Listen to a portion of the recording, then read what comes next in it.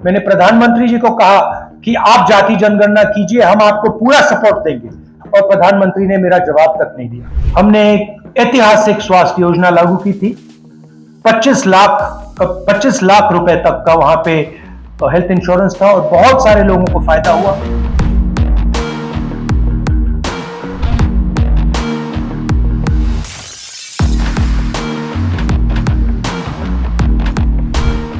ठीक है।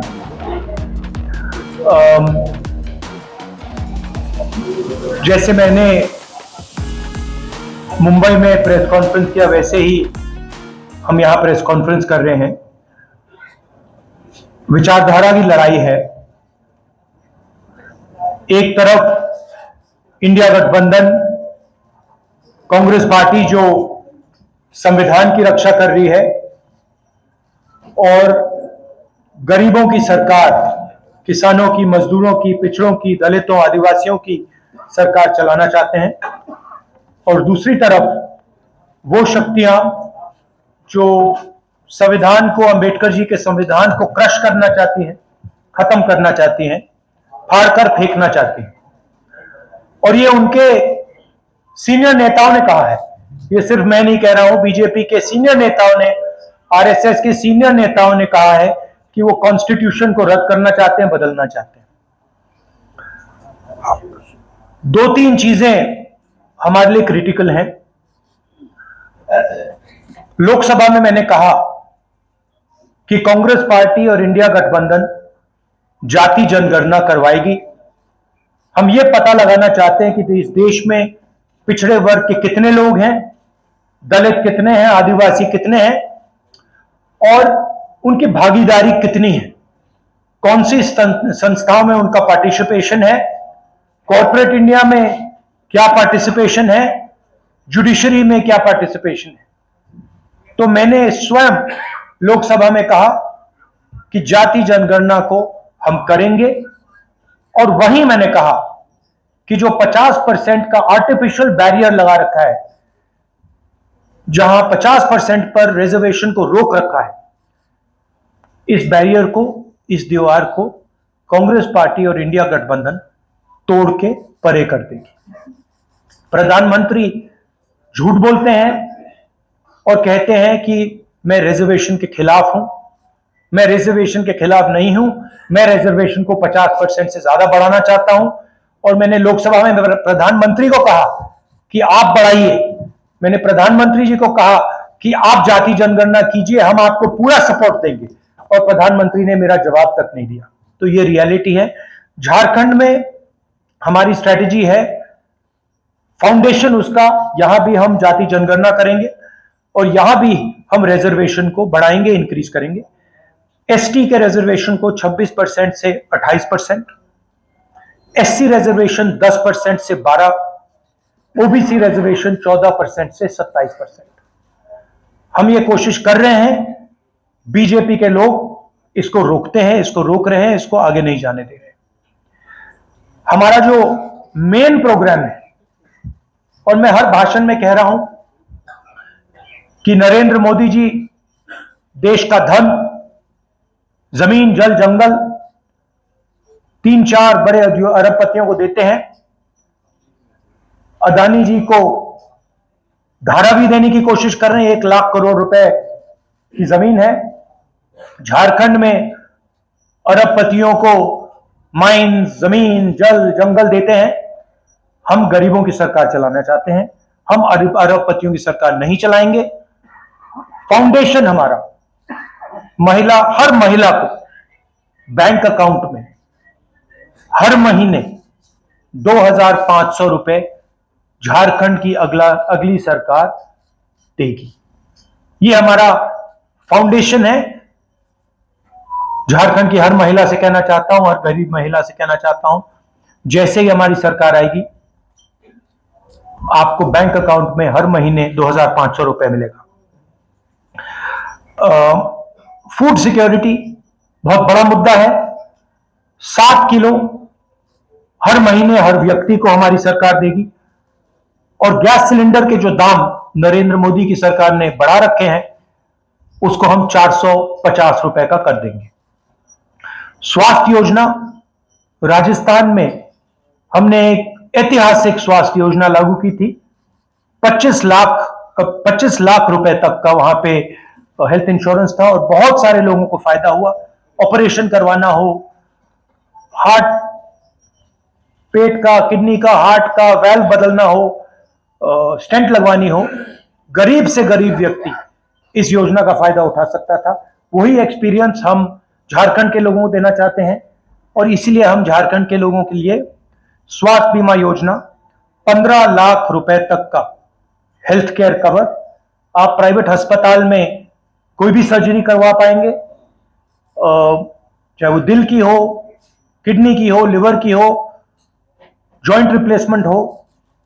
15 लाख रुपए तक का जो बिल है झारखंड की सरकार आपके लिए उसका पेमेंट दे देगी। किसानों के लिए धान की एमएसपी आज 2,400 रुपए प्रति क्विंटल है। आने वाले समय में जब हमारी सरकार बनेगी 3,200 रुपए प्रति क्विंटल हमारी सरकार झारखंड के किसानों को धान के लिए देगी। और जो हमारे युवा हैं जिनको नरेंद्र मोदी जी ने बेरोजगार किया है नोटबंदी करके, गलत जीएसटी लागू करके, उनको हम कहना चाहते हैं कि हमारे चीफ मिनिस्टर ने कमिटमेंट दिया है कि अगले 5 साल में उनकी कोशिश होगी कि 10 लाख युवाओं को रोजगार दें। हम इसको अपना पूरा समर्थन देंगे और हमारी भी कोशिश होगी कि 10 लाख युवाओं को झारखंड में रोजगार मिले। 500 एकड़ के इंडस्ट्रियल पार्क हर डिस्ट्रिक्ट में हम बनाएंगे और डिग्री कॉलेज हर ब्लॉक में और प्रोफेशनल कॉलेजेस हर डिस्ट्रिक्ट में। ये हमारा प्रोग्राम है। इसकी पूरी फाइनेंशियल प्लानिंग हमने की है और जो यहां हम कह रहे हैं ये हमारा कमिटमेंट है, हम ये झारखंड की जनता को देंगे। मेन चीज मैं झारखंड के लोगों को कहना चाहता हूं, ये लड़ाई विचारधारा की लड़ाई है, संविधान को बचाने की लड़ाई है, रिजर्वेशन को बढ़ाने की लड़ाई है, किसानों की, मजदूरों की रक्षा की लड़ाई है, बेरोजगार युवाओं की रक्षा की लड़ाई है। एक तरफ कांग्रेस पार्टी जो अंबेडकर जी के संविधान को, गांधी जी के संविधान को, बुद्ध भगवान के संविधान को, नारायण गुरु बसवना जी, फूले जी के संविधान को बचा रही है, संविधान की रक्षा कर रही है, और दूसरी तरफ आरएसएस और बीजेपी जो अंबेडकर जी के संविधान को खत्म करने में लगे हैं। और मैं यहां मीडिया के सामने कहना चाहता हूं कि कांग्रेस पार्टी का हर कार्यकर्ता, हर नेता ये कभी नहीं होने देगा, संविधान को हम कभी नहीं खत्म होने देंगे। धन्यवाद। राहुल जी, एक सेकंड। अच्छा, एक और इशू है। 1.36 लाख करोड़ झारखंड की सरकार का है पैसा, वो दिल्ली की सरकार दे नहीं रही है। लैंड कॉम्पेंसेशन का पैसा है, कोल रॉयल्टी का पैसा है, और ये झारखंड के खिलाफ बीजेपी की सरकार काम कर रही है।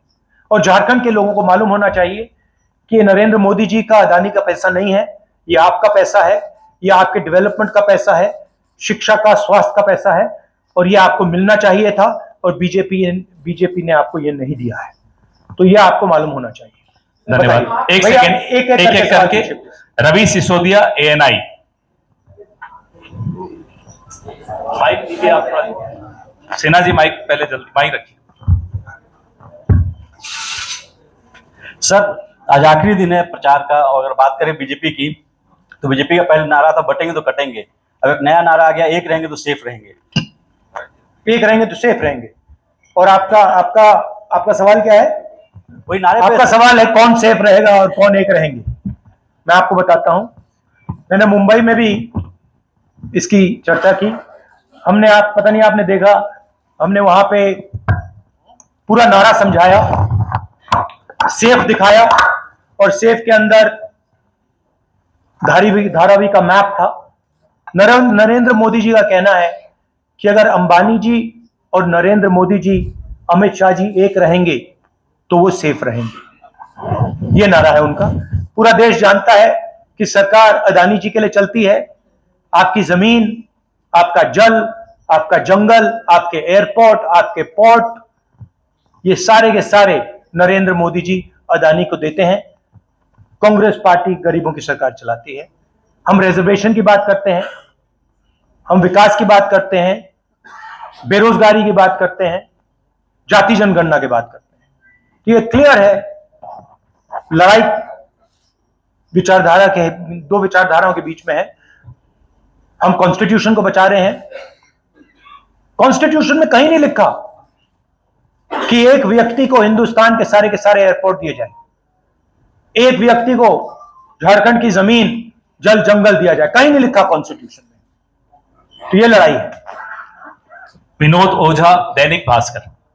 नमस्कार राहुल जी, आपसे ये पूछना है कि पिछली सरकार ने मतलब जेएमएम ने ये घोषणा की थी है कहां दिख नहीं रहा मुझे।